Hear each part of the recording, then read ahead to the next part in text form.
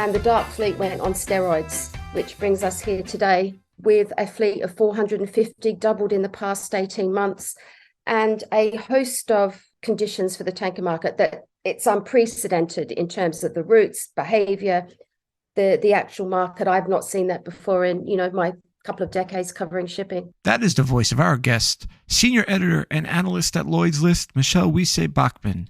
Not only do we talk about the dark fleet, but we get into a really great discussion about the image of the maritime space and diversity, or really the lack thereof.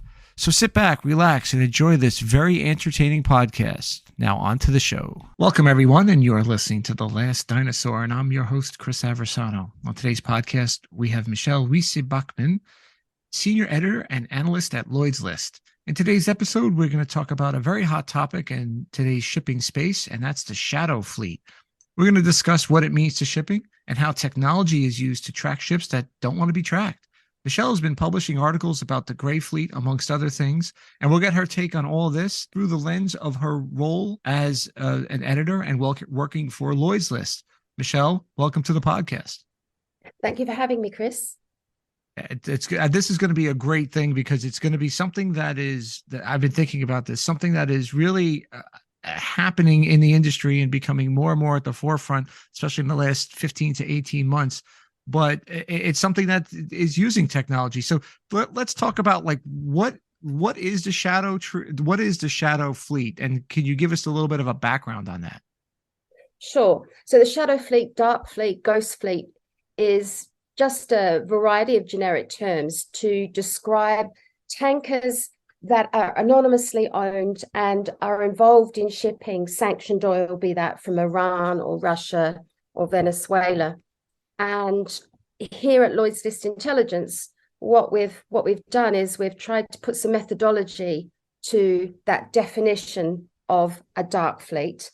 And then around that data, we've been able to build out a really complete picture of just exactly what's going on. And so I spend a lot of my day now stalking ships, as I explained to my kids. I just stalk them. So, but the statistics are really quite amazing. And I'll go through the methodology later on, but just for your listeners, 450 plus tankers, 10% of the internationally trading tanker fleet, and many of them completely outside of regulatory and technical scrutiny. That's the frightening part. And I've said it many times now. It's the dark fleet is an accident waiting to happen.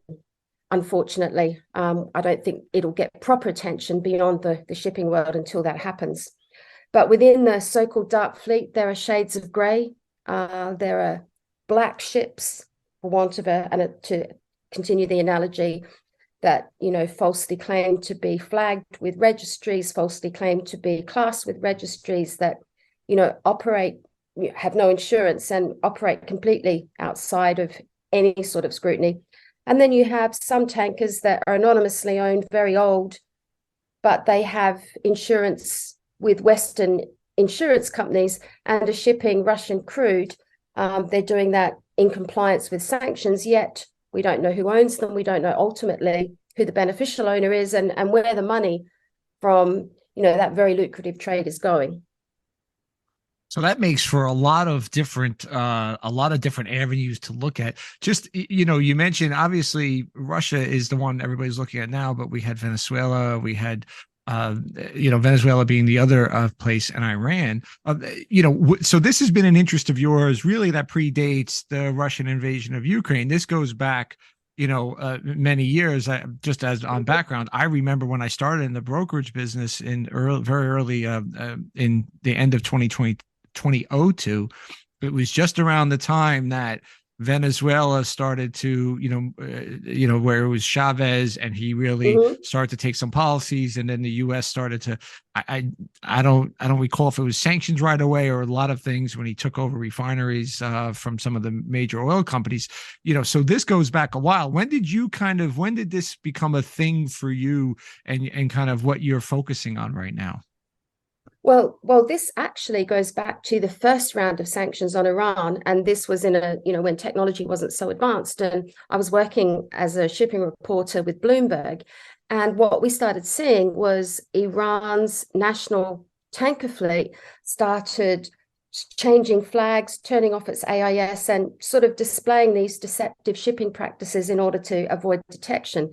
And I think they were deregistered by Panama from memory, and then they found this Zanzibar.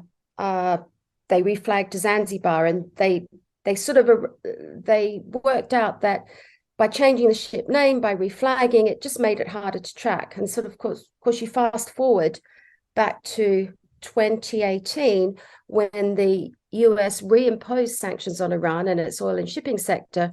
They already had a playbook.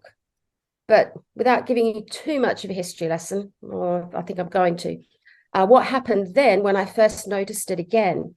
So sanctions were imposed on Iran's oil and shipping industry.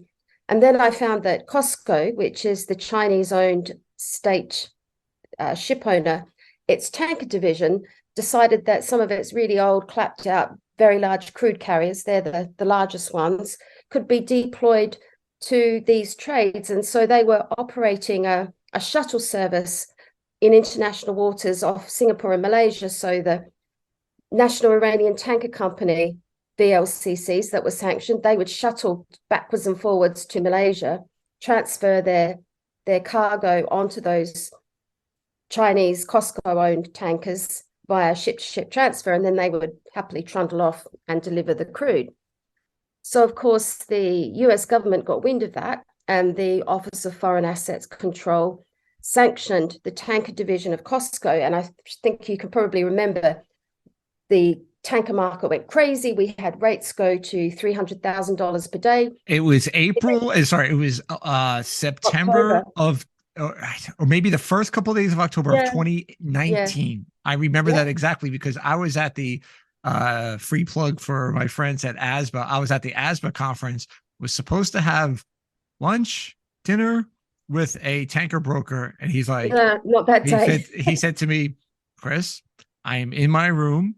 I am not leaving because of this, because of what you just mentioned with all the, and they, I know, had a lot of, like a lot of brokers you have relationships with it, even knowing that this stuff, they're more concerned about the 2016 built MR that they have, or I'm making it up, the modern MR, and they don't really, well, most people don't even know that exists. But I can remember it like it was yesterday. He flew into Miami. He went, I saw him. I said, let's have lunch. Yeah, sure. And then I didn't see him again. And it was 2-day conference in Miami. And I think he's like, I'm just going home. So it was, I remember that. Yeah. Early October. So that was kind of like the birth of the dark fleet as we know it now, because eventually OFAC removed those sanctions on COSCO's tankers division.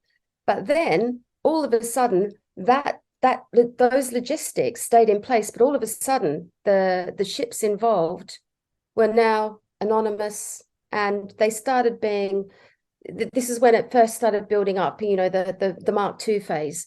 And so then you saw the Iranians and the Chinese, because ultimately we should explain that China is the ultimate destination for US sanctioned Venezuelan and Iranian crude. So then we sort of saw the beginning of that dark fleet and the evolution of the deceptive shipping practices. And then, of course, Russia invaded Ukraine, and the dark fleet went on steroids, which brings us here today with a fleet of 450, doubled in the past 18 months, and a host of conditions for the tanker market that it's unprecedented in terms of the routes, behavior, the actual market. I've not seen that before in, my couple of decades covering shipping. So you go back, you started off with the technology. How has, obviously, I mean, there's a way, okay, a lot of technology and algorithm has helped. Is there also kind of a hindrance because it's a little bit of cat and mouse? So talk about kind of how you use technology. You don't have to say which ones you use or how, get too deep into exposing, kind of how you do your business. But technology is definitely helping you track things, but there also has to be maybe a little bit of a downside we're not thinking of. What's your kind of your view on that? Well, this is probably time to get into my methodology for the dark fleet. So I use Lloyd's List intelligence data, and I have a methodology. So my methodology is that the tankers must be 15 years or older. And that's because tankers, once they get that age, they become a bit long in the tooth, and most oil majors don't wish to charter them. So they don't have as much value anymore. And so that's a natural market for them. They have to be solely deployed in those sanctioned trades, so they can't go and pick up a cargo from Saudi Arabia and then go to Russia, and they have to solely be in those trades. They have to have a corporate structure that is really Byzantine and deliberately in place, so it obscures beneficial ownership discovery. Now, that's kind of common in shipping, but with the dark fleet, the level of corporate obfuscation is much, much higher. And then, of course, the last part of the methodology is that they have to engage in deceptive shipping practices as outlined in a advisory that was sent to the industry by the US government in May 2020. And that includes practices like flag hopping. They mentioned ship-to-ship transfers in international waters, of course, so they are outside the scrutiny of port authorities. Also, their advisory mentioned this very, very opaque beneficial ownership structure. So if they fit all of those 4 or 5 definitions, then they go into my dark fleet. And after that, it's just basic hard work and staying on top of it. Russia has added a new dimension to things, and it's become a lot more difficult to track the ownership of the vessels. And also there's been a rise in anonymous shell companies being established in Dubai, in India, and a lot of flag states that wouldn't necessarily ever be able to flag an international tanker because it's beyond their expertise, are now getting into the tanker flagging business. And I mentioned Gabon, Cameroon, Mongolia, a new one, St. Kitts and Nevis, Palau, I could go on. So that's how I investigate and look at things. And of course, once I've got the data all lined up, I can slice and dice it, and it really does tell quite an extraordinary story about how the dark fleet has evolved. And it's interesting because you started off on kind of the reporting side and like, oh, look, freight rates are going up because OPEC has changed their view on up or down. And again, I'm not making a commentary. I'm just saying, and this, and oh, so-and-so, Angela Koussis, again, I'm just picking a prominent name, just ordered 5 new tankers, and this is what it means for the market, to being a really hard-nosed investigative reporter on one of the more interesting and dynamic part of our industry, certainly. When you talk, when you're talking about tankers, do you ever delve, because the tanker fleet, I think generally is numbers that I've always kind of used between 8,000 and 10,000 ships, give or take, depending on how you slice and dice it. The bulker fleet, 14,000 to 15,000, 16, somewhere. Are you looking at that as well, or is that just, as they say, drinking water from a fire hose a little bit too much? Because there is some of the sanction, especially around Russia and the grains, maybe a little bit less with Iran and Venezuela, but certainly Russia and that part of the and what's going on there has a big kind of demand or influence on the dry market as well. It certainly does. And my colleague, Bridget Dyken, that's her area of expertise. We can't be in 2 places at one time. There is just so much happening.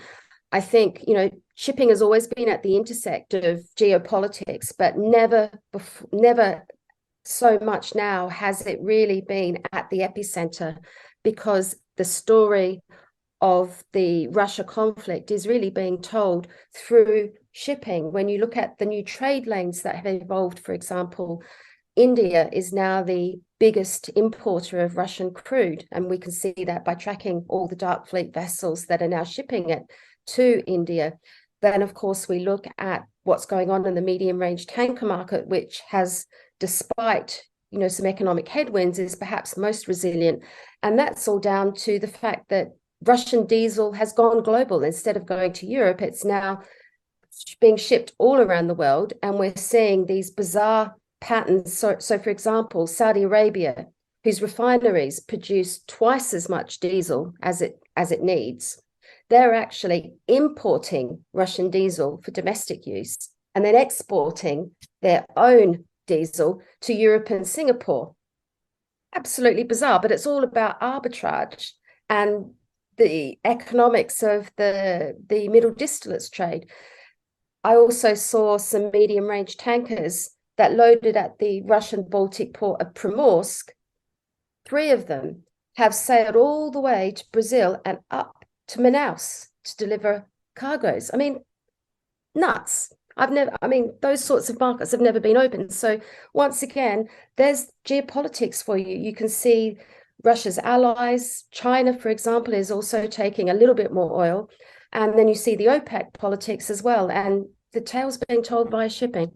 And then you have this whole other thing of companies that are trying to stay away from that, even the sanction or they're playing the sanction game very straight and everything else, and then eventually, because you get back to this point, which is, these ships that are older and that are not being maintained, at some point, whether it's through the end of the conflict or, by accident or incident, those ships are going to come off the market, which really changes the supply landscape, and then gets back into the roots of analyzing, what does the tonnage look like? What does the demand curve look like of ship, or a supply curve of ships, and then marry that against some sort of a demand curve of petroleum, right? And especially from the views of oil companies, right? Because oil companies and ones that are Western they're not going to play around with any of this. So they're actually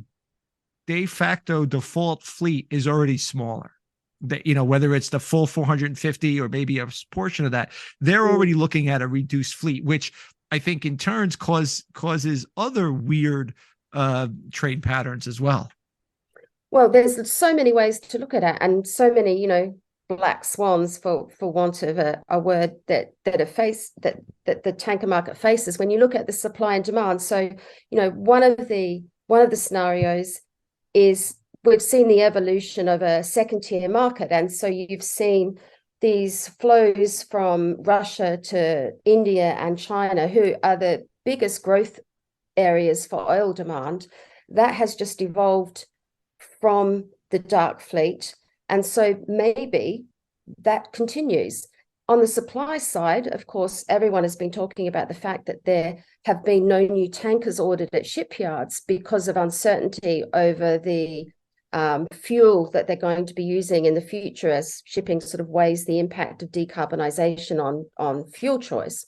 So everyone is saying, well, there's a supply shortfall, so that's going to be weighed, that factor will be taken into place as well. Also, I don't see sanctions being removed imminently, in fact, within the next couple of years. So there is a role for the dark fleet. And even if sanctions are removed, there's still the same volume of oil to be shipped around, and there's still a shortfall with supply not meeting demand. So who knows? And then there could be a massive accident. I hope not, but there could be. And then everybody gets really tough and says, these ships must not be allowed to trade. So who knows? I mean, you've seen in the shipping business and predating both of us, obviously changes in design can be dated really far back. I mean, if you even look at like the Titanic, there was a whole bunch of design changes for that. You could have the Stockholm and the other ship that collided off of Long Island. There was changes to radar, watch keeping. Obviously, the Exxon Valdez double hull. You could just go on and on and on about all these different changes, and it's just a matter of time. Unfortunately, I'm in agreement with you where there's going to be an accident, and they're going to say, nope.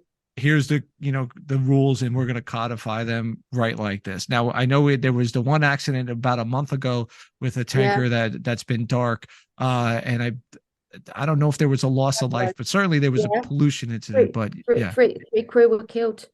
And of course, that was a classic Dark Fleet tanker in the sense that 6 days before that accident, it had reflagged to Gabon, and its classification society was found to be a Singapore-based classification society called Foresight Services that was only really allowed to provide services to Mongolia and one other flag state, certainly not Gabon. And the owner of that classification society couldn't be found. It could not be traced. It went to nondescript addresses in Singapore and had been connected with the registration of North Korean vessels. It's completely without jurisdiction. We've got, no insurance that we know of, 3 crew killed whose families won't be compensated for that loss of life. The tanker remains where it exploded. Who knows how it's going to be salvaged? Presumably without insurance, someone's going to have to pick up the bill. So that's a classic case. Luckily, it was in ballast. It had spent a couple of months at a Chinese shipyard, and then it had sailed to this area of southwest Malaysia, where a lot of the Dark Fleet gathered to do ship-to-ship transfers of Iranian, Venezuelan, and some Russian oil. So that was the only saving grace for that accident, was that there was no oil on board. I wonder if the salvage becomes kind of the issue, like they're having the other ship that's off of, I think it's off of Sudan, that's been leaking, or they're worried about it with the safer. Yeah, where the UN steps in and says, okay, well, we'll do an open salvage form or whatever, and just go out and get it, and we'll just figure, we'll sort it out later. When you kind of report on these things and you're doing you must get a lot of pushback, because I would imagine that, even though you're using technology, we talk about technology being able to be, spoofed or whatever terminology you want to use, you must get a lot of pushback. Yes. How is that, I guess, handled, received? I mean, do you bring receipts? What's the standard pushback that you give to the pushback? Yeah. Well, I mean, some of it I'll outline, and some of it I won't, because the Lloyd's List lawyers will get cross with me. But here's an example that I don't mind talking about. So the Dark Fleet analysis showed that 43%, when measured by deadweight, of Dark Fleet tankers had registered owners that were incorporated in the Marshall Islands. Yet only 3% of that fleet flagged with the Marshall Islands. So, anybody that uses open registries knows that the Marshall Islands is a quality registry, and usually the corporate structure is to have this special purpose single ship company formed in the Marshall Islands, and then you flag there. So that is just an additional layer of obfuscation. They use the Marshall Islands and then they flag somewhere else. So anyway, I put that figure out there. Boy, oh boy, did the Marshall Islands Registry, which is a US incorporated company that runs it on behalf of the Marshall Islands, did they get upset, really upset with us?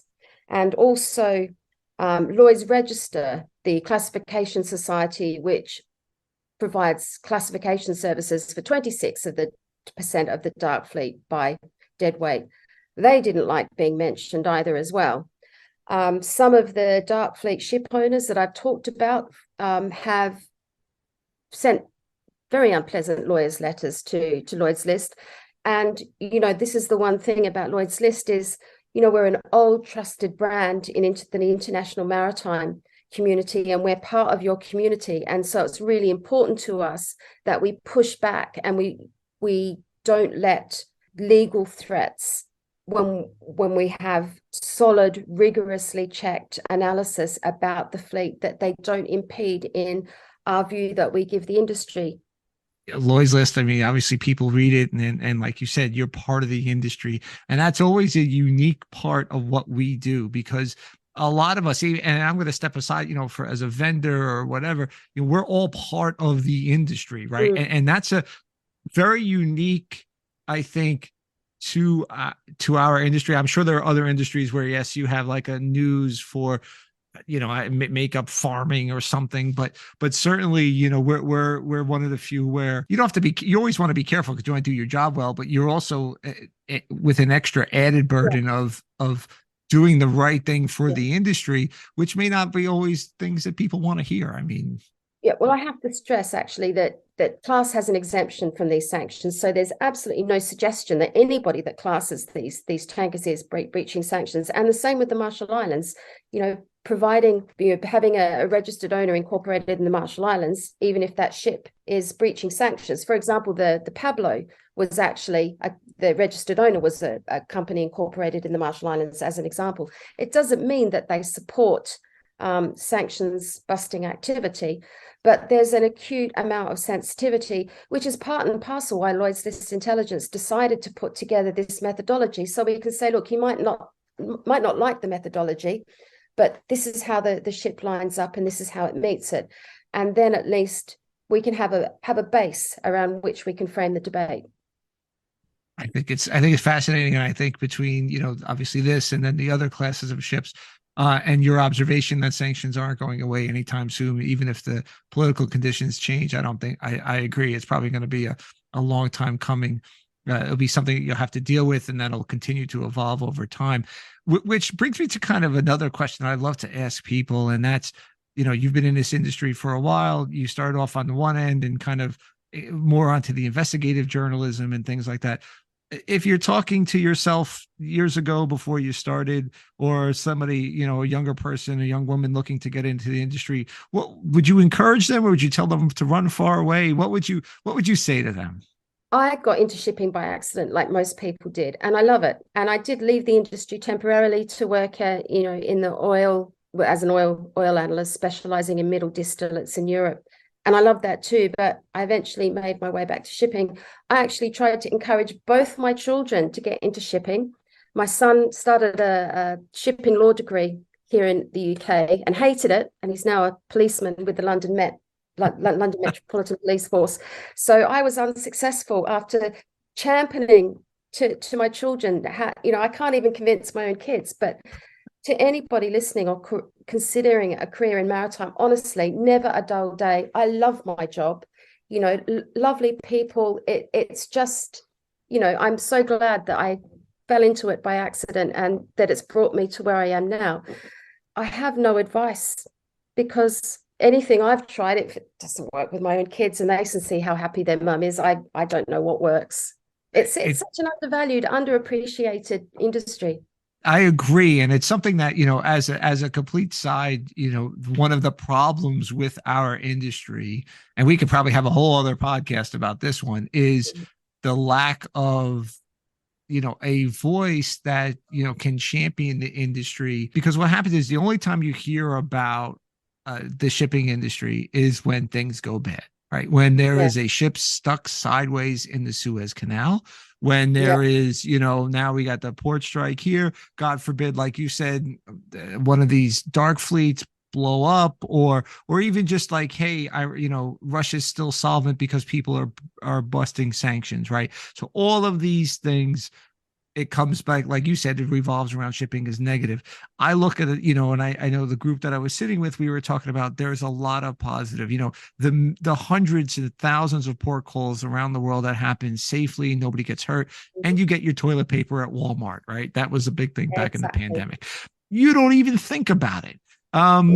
You don't, it's not even twice, or positive thing. I remember at one point, and this is a little bit dated, when I was at Maritime, they said the second largest consumer to like provider of income in the New York metropolitan area is maritime and transportation, behind Wall Street. Now that may change because of different things, technology, but if you think about it, let's say even now it's one of the top 4 or 5 things, right? Maybe healthcare and technology slightly ahead, but you look at that, right? You don't even think about it, but you look at the jobs, you look at the steady jobs, you look at those sort of things, whether it's, in Europe, and even in emerging markets, it's such an important part that people don't even think about it. And it's there. So I think we need to do a better job as an industry. Can I just say, and this is a really important point, you mentioned the Ever Given, which was the container ship that got stuck in the Suez Canal.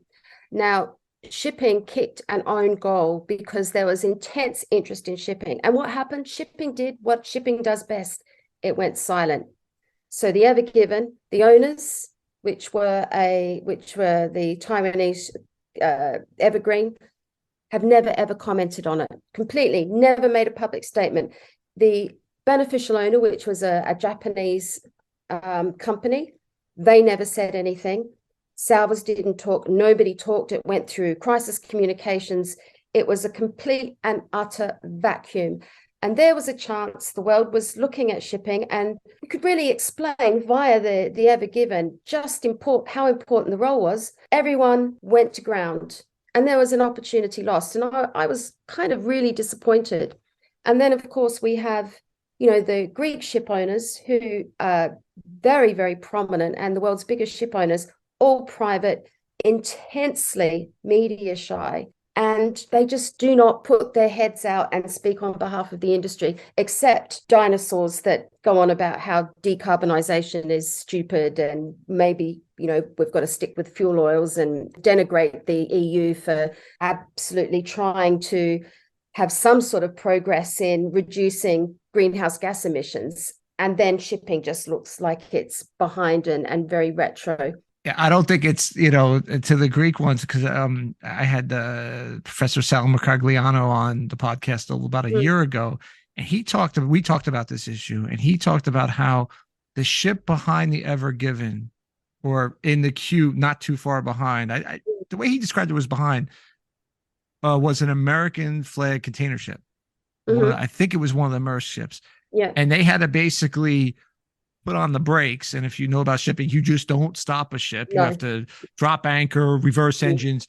They had to basically put on the brakes and try not to hit the Ever Given. So that's a lot of seamanship. That's a lot of seamanship for the pilot, the captain, the crew, support vessels. Everybody has to think probably within less than a minute that, oh my gosh, we have to drop anchor, reverse engines, get everybody to safety, make sure we avoid that ship. How are we going to do that? And they were able to do that. And apparently what he told the story on the podcast, that somebody recorded it, and he's like, why aren't we talking about, just from a very American point of view? I'm going to just get American here for a second. Look at what our American sailors did. This is why you should have an interest in the merchant marine, because these guys, trained professionals and gals, trained professionals, prevented the accident from getting worse. Yeah. Yeah. And that was part of your disappointment, I think. Yeah, it's just a real shame. And of course, the public discourse about the merchant marine now is the sexual harassment cases that's dominating the media, which is a shame, because there is so much more to be written about shipping. Not that we shouldn't write about those stories, but there's more to be told. There is, and I think that one of the things that I always could focus on, again, could be a whole other podcast, is how does digitization and remote work become a tool for greater inclusion, and then as well as a tool for a continued pushback on any harassment, and kind of help eliminate that, right? Because I think are some tools and some methodologies that can be done to do that. Looking at the case here in the US of Cadet X, right? That's, she went public, and that's a pretty public thing, but on social media and things like that. And I think it can be explored a lot, maybe for another podcast where we just keep going on. We could talk about Captain Kate, who is a TikTok sensation. Absolutely. Maybe we need Instagram. I follow her. I follow her on Instagram. I mean, we need a Captain Kate on maybe a big VLCC or something like that. You need 100 Captain Kates. And there's Captain Lundy from South Africa, who is, a big proponent of, she's a dredger captain, and she is, a lot of, you got to see it to be it, sort of thing. And I think you just need more of that. Right. And I think that it's super important. I try to have on women on the podcast. I make a very conscious decision to make sure that we get voices, because I think you and I talked about this before. It's very easy just to go through the Rolodex and go, oh, that's my buddy. But wait a minute, there's other people out here that are equally qualified and maybe don't look like me, maybe, and to try to get that the voices out Well, there. don't get me started on gender and gender diversity. I mean, I've had it out with a whole lot of companies who run conferences that have not even, like Capital Link, I'm going to name them. Manel after manel after manel, it drives me berserk. And I speak to them and they say, oh, but that's who they want to speak to. And it's like, well, can't you showcase diversity?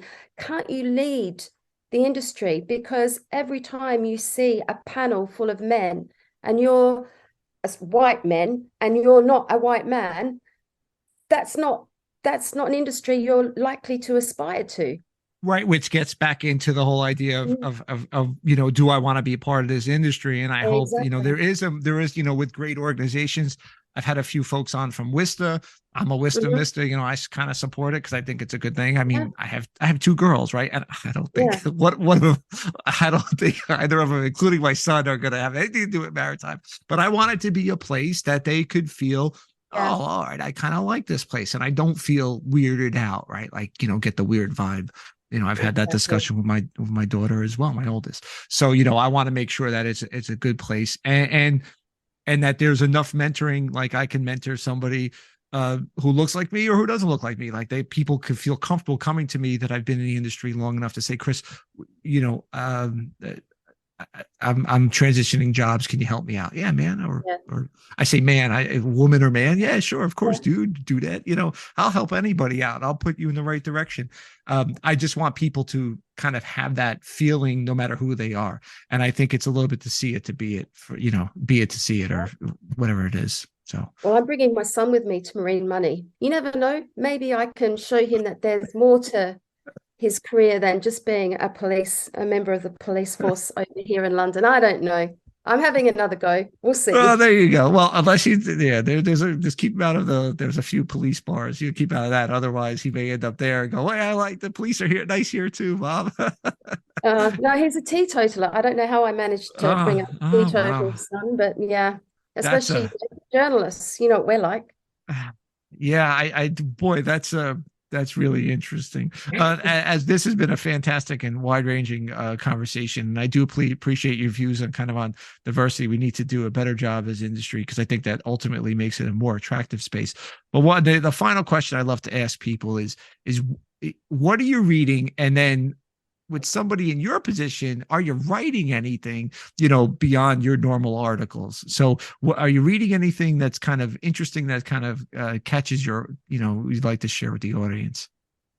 Yes, I am. So, I mean, I read lots and lots of things. And then, of course, when I'm put on the spot, I can't remember because I've got so many books on the go. So, the one that I'm finishing off at the moment is called Very Bad People. And that tells the story of Transparency International, which was a not NGO that started and exposed a lot of corporate wrongdoings like illegal logging in the Cambodia and some of the oil corruption in Nigeria. So I was looking at that. But to be honest, I've just finished watching the end of Succession. So that's sort of had my last couple of weeks. I sort Okay. of saved up and then binge watched it all. So haven't been reading much in the last couple of weeks. That's very good. I've gotten answers from people who have been on who with young children say I listen to audiobooks. Do you think, Chris, I really have time for that? Was their answer to me? And I said, probably not. I've gotten wide ranging and yeah, I'm reading a book that I just started. It's called Before the Big Bang, and it's written by a physicist. I Ooh, love to read this. This is a reveal. I mm, like to read books, and I can't read too many of them because my brain doesn't work like this, about physics, especially around like the Big Bang Theory, space, and string theory. wow. Yeah, because the whole idea, what I get fascinated about, and I think I apply this to other things, like if you watch a Project Runway and stuff. How do people think of that? Like, how does somebody sit there and go with a math equation? If I keep going with this math equation, I could prove there's a there are there's string theory, and I can prove multiverse. Like Yeah. Like I have a hard enough time, making sure this appointment works, turning on my Zoom camera. Yeah. And there are people Yeah. who are sitting there thinking of that. And just on the same thinking is, if you ever watch, Project Runway or these other kind of fashion shows, how does somebody take, okay, here's a clump of cloth, of material, whatever, and make a dress, make a pantsuit, make whatever. Okay. Mystery to me. I mean, I barely have time to do anything but stalk ships these days. Yeah, and maybe, to me that seems perfectly normal. For one of those other folks to go, what are you doing? Yeah. How do you even think of that? I know. So, Nobody else understands how enjoyable it is to stalk ships and the stories that they tell from tracking them. But I'm glad that I've met somebody else that does. well, I appreciate it, and I appreciate what you're doing, and certainly we'll just stay in touch. But Michelle, thank you for coming on for this wonderful conversation. I appreciate your time. I know you're busy stalking ships and convincing your son to get into maritime, so I appreciate your time for coming on the podcast. Thanks again, Chris.